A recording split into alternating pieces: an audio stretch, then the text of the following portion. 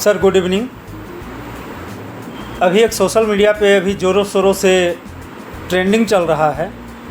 RJD प्रवक्ता या किसी पोस्ट पे हैं जिनका नाम सारिका पासवान है, जो अमर्यादित टिप्पणी दिए हुए हैं पूजनीय बरमेश्वर मुखिया जी के बारे में कुछ बोली हैं। तो अभी लोग उनको सब करिखा पासवान के नाम से जान रहे हैं। लोग सोशल मीडिया में करिखा पासवान भी बहुत सारे महिलाएं, बहन, बेटियों बोल रहे हैं। तो आपका इस पे क्या टिप्पणी है ये बताएं और दर्शक लोग भी समझें कि बरमेश्वर मुखिया क्या थे, नहीं थे। नमस्कार। पंकज जी ने हमसे सवाल किया है कि बिहार में एक तथाकथित राजद नेत्री हैं जिनका नाम है सारिका पासवान। उन्होंने सवर्ण समाज के पूजनीय श्री आदरणीय बरमेश्वर मुखिया जी के बारे में अभद्र टिप्पणी की है। उन्होंने कहा है कि बरमेश्वर मुखिया मुर्दाबाद। मेरी प्रतिक्रिया पंकज जी ने जाननी चाहिए।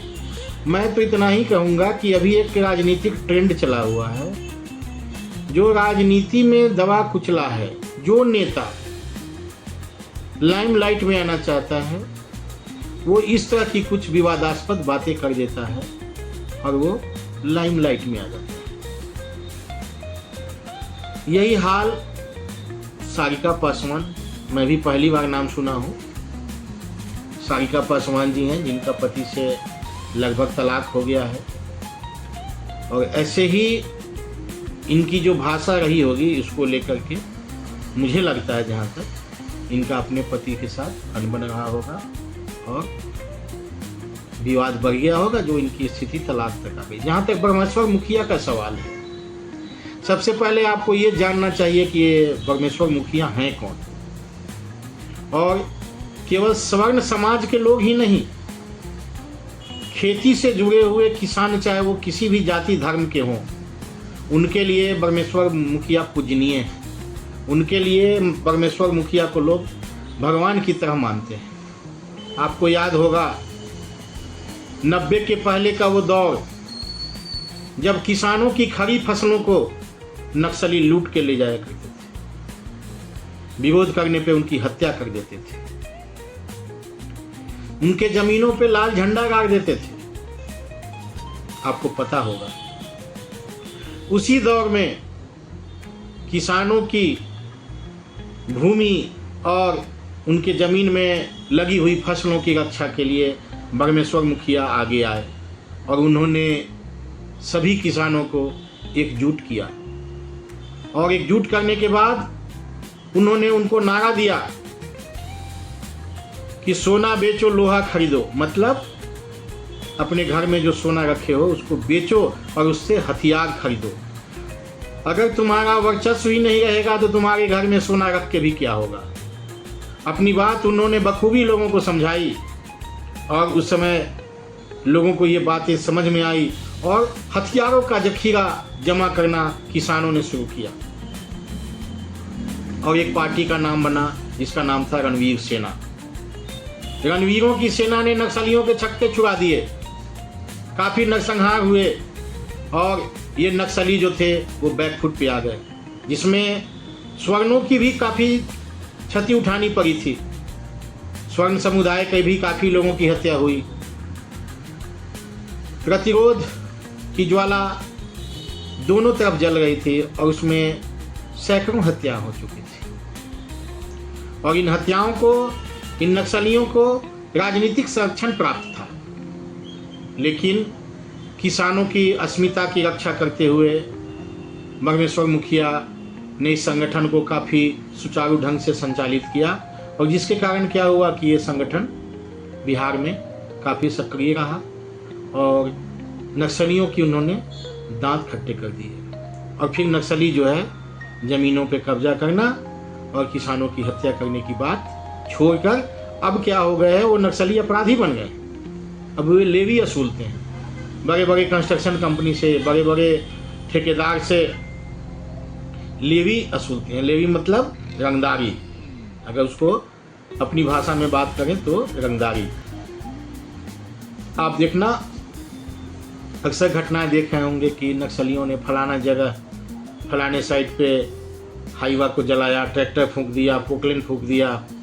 तो ये कमज़ोर मानसिकता का परिचायक है जो नक्सली अभी करते हैं। खैर, हम मूल मुद्दे पे आते हैं। सारिका पासवान, सारिका पासवान को कितने लोग जानते थे पहले, आज से पहले? मुझे तो लगता है कोई नहीं। आज उसमें राजद में भी जो प्रवक्ता लोग हैं अच्छे हैं, चाहे वो किसी जाति के, उन्होंने कभी किसी भी आदरणीय व्यक्ति के ऊपर कोई भी अभद्र टिप्पणी नहीं की होगी। आज तक सवर्णों का इतिहास रहा है। कभी आपने सुना है कि कोई सवर्ण बाबा साहब अम्बेडकर को गाली दिया हो?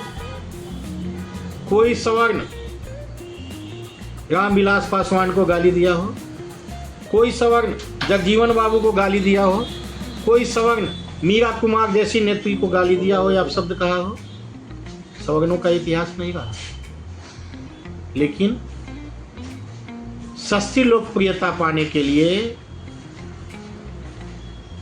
ये सारिका पासवान ने एक महान पुरुष के लिए मुर्दाबाद शब्द का प्रयोग किया है, और जिसका प्रत्युत्तर जो है सवर्ण समाज और कृषक समाज, चाहे वो किसी जाति धर्म के हों, बहुत ही तीखे रूप से दे रहे हैं, जिससे सारिका पासवान जो है वो बिलबिलाई हुई हैं, तमतमाई हुई हैं। और उन्होंने अभी क्या है, अपने पासवान होने का उन्होंने कार्ड खेला है। मैं दलित हूँ, मैं पिछड़ी हूँ।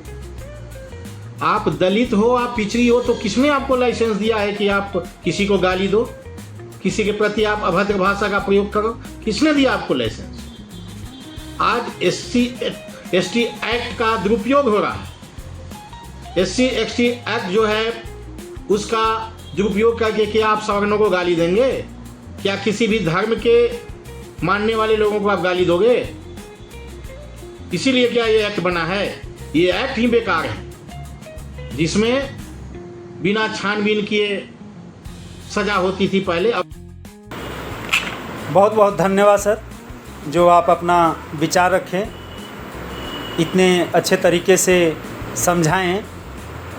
मैं अपील करना चाहूँगा आरजेडी नेता, युवा नेता तेजस्वी यादव जी से कि ऐसे जो नेता आप रखे हुए हैं उन्हें आप जल्द से जल्द पार्टी से निष्कासित करें, नहीं तो इस चुनाव के बाद आपको जनता निष्कासित कर देगी। इसका ध्यान रखें। और मैं धन्यवाद देना चाहूँगा सर को, जो अपना राय विचार रखे और आप लोग दुलार प्यार बनाए रखें। दोस्तों धन्यवाद।